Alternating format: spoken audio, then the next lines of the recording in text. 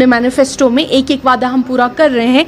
एक और वादा पूरा होने पे आया है कि अब रिजर्वेशन को जो है रैशनलाइज किया गया जाएगा। मैं एक बात कहना चाहती हूँ कि जब अभी तक हम बात करते थे रिजर्वेशन की, तो अक्सर हमसे सवाल किया जाता था कि आप लोगों ने इस पे कुछ किया नहीं, जबकि बार बार उमर अब्दुल्ला साहब ने कहा ये रिजर्वेशन का जो इस तरह के नंबर्स हैं इस टाइम पे, ये हमने नंबर्स नहीं लाए हैं, ये बीजेपी ने किया है।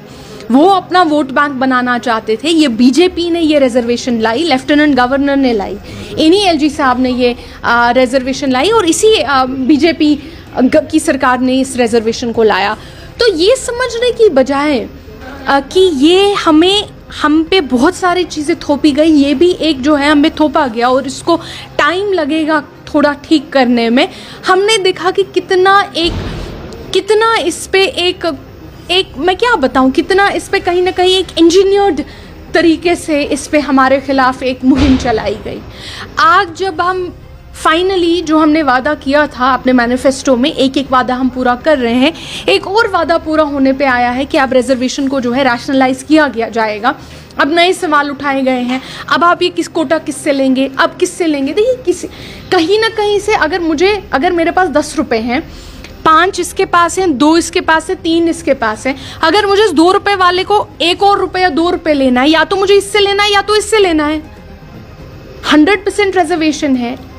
अगर रिजर्वेशन ओपन मेरिट कैटेगरी की बढ़ानी है, या तो एसटी से ग्रुप से लेनी है, या तो ईडब्ल्यूएस से लेनी है, या तो एससी से लेनी है, या तो आरबीए से लेनी है, कहीं ना कहीं से तो लेनी है ना, और कहाँ से लाएंगे। तो अब इसमें भी बवाल मचाने की बजाय, एक सनसनी फैलाने की बजाय, इस पे एक अजीब सा इस पे एक बवाल मचाने की बजाय मेरी आप सब लोगों से गुजारिश होगी कि इंतज़ार कीजिए कुछ दिन। ये प्रपोजल ऑब्वियसली अब पब्लिक के सामने आ जाएगा कि कहाँ से किस तरह से इसको रैशनलाइज किया जाएगा, और उसके बाद ये एलजी साहब को भेजा जाएगा।